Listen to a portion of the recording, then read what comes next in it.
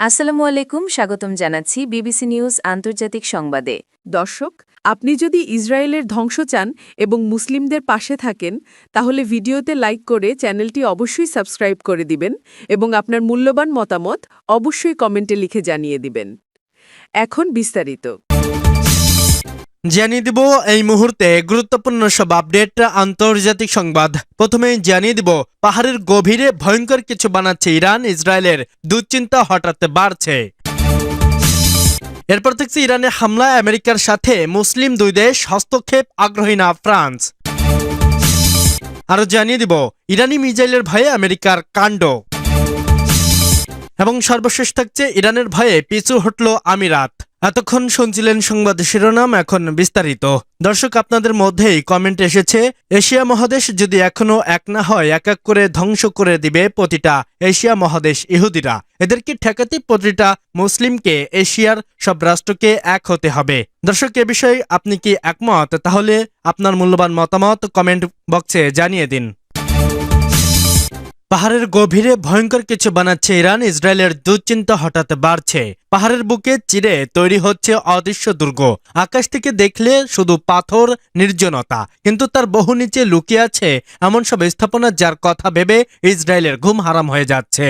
ইরানের নাতঞ্জ পারমাণবিক কেন্দ্রের কাছে জাগ্রস পর্বতমালার ভেতরে প্রায় ৮০ থেকে ১০০ মিটার গভীরে একটি নতুন পরমাণু স্থাপনা তৈরি করছে তেহরান। স্যাটেলাইটের ছবিতে ধরা পড়া এই প্রকল্পকে ইতোমধ্যেই ইরানের সবচেয়ে গভীর এবং সবচেয়ে সুরক্ষিত বাংকার বলে মনে করছেন প্রতিরক্ষা বিশ্লেষকরা। উদ্দেশ্য স্পষ্ট, আগের মতো উপরে থাকা বা অপেক্ষাকৃত কম গভীর স্থাপনায় আর ঝুঁকি নিতে চাইছে না ইরান। এর আগে ফার্দো পারমাণবিক কেন্দ্র ছিল প্রায় ৬০ মিটার গভীর। সেই তুলনায় নতুন এই স্থাপনা অনেক বেশি গভীর এবং পাহাড়ের কঠিন শিলার আড়ালে। এর সঙ্গে রয়েছে পুরো কনক্রিট ও ইস্পাহাতের আস্তরণ। সব মিলিয়ে এটি এমনভাবে তৈরি যাতে আকাশপথে হামলা করেও ভেতরের মূল কাঠামো ধ্বংস করা কঠিন হয়। এই পরিস্থিতিতে প্রশ্ন উঠছে, ইসরায়েলের হাতে কি এমন কোনো অস্ত্র আছে যা এই বাংকার ভেদ করতে পারে?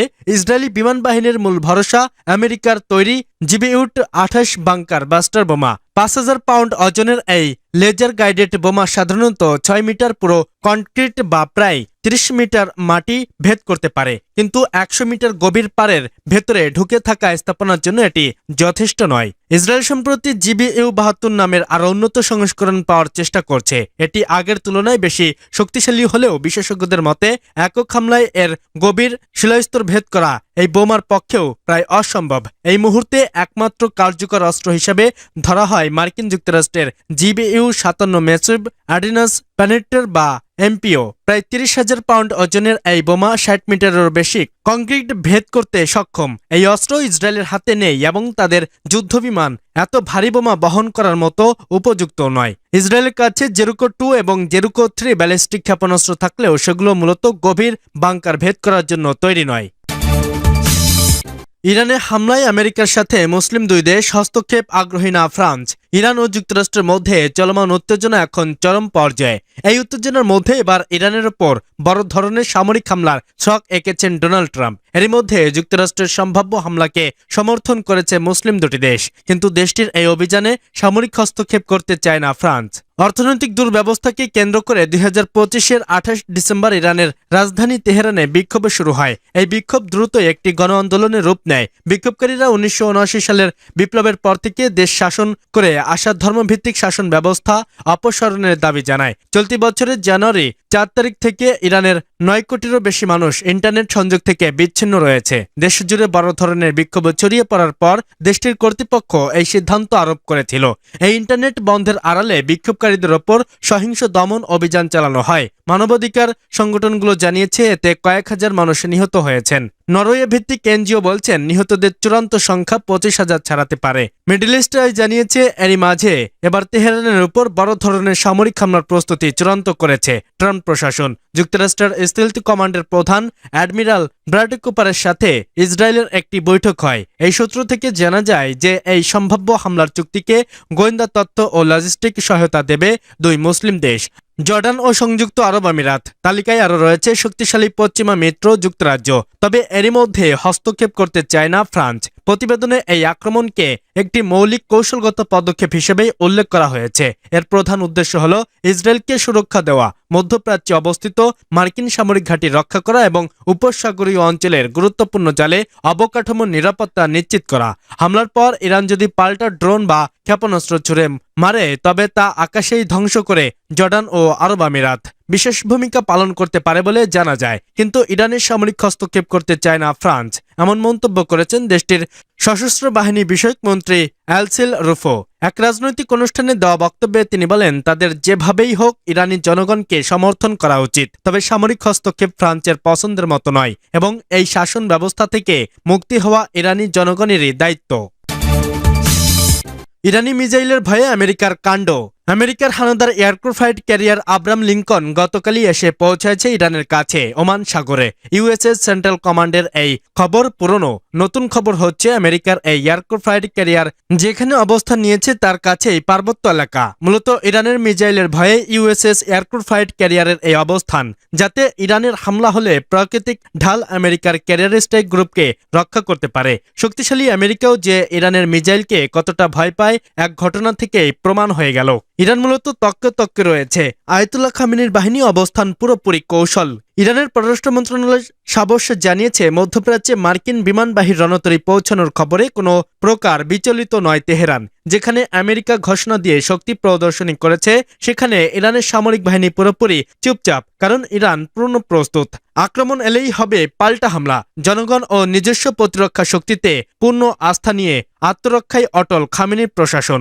ইসরায়েলি সংবাদ মাধ্যমের প্রতিবেদন অনুযায়ী ওয়াশিংটন আরও এফ স্ট্রাইক ইগল জর্ডানে এবং বিফি বোমারু বিমান কাতারে মোতায়েন করেছে।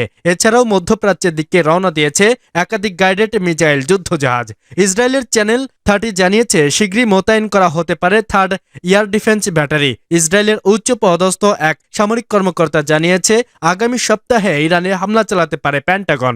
স্ট্রাইক গ্রুপটি 19 জানুয়ারি স্টেট অফ মালাক্কা অতিক্রম করে বে অফ বেঙ্গল প্রবেশ করে। পরে এটি ট্রান্সপান্ডার বন্ধ করে চলতে শুরু করে অন্ধকার মোডে। করা বার্তা দিয়ে ইরানের পররাষ্ট্র মন্ত্রণালয় সাফ জানিয়েছে, বিদেশি যুদ্ধজাহাজের উপস্থিতি তাদের প্রতিরক্ষার নীতি বা কূটনৈতিক অবস্থানে বিন্দুমাত্র পরিবর্তন আনতে পারবে না।